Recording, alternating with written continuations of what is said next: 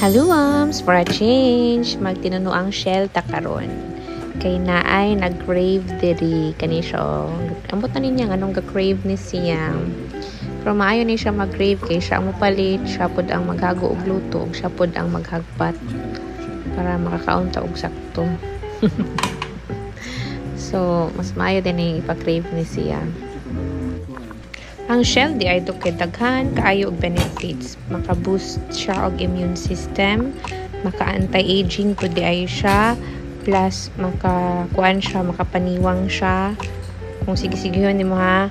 Plus ka-support siya og brain health and bone health. O diba? So bongga ang magkaon og shell, guys. So ga-struggle din mi ani kung sa mo pang lugit, pero may gani kay gitagaan mi aning toothpick from Vietnam na very nipis but very sturdy gid siya. Mo among giyong panglugit.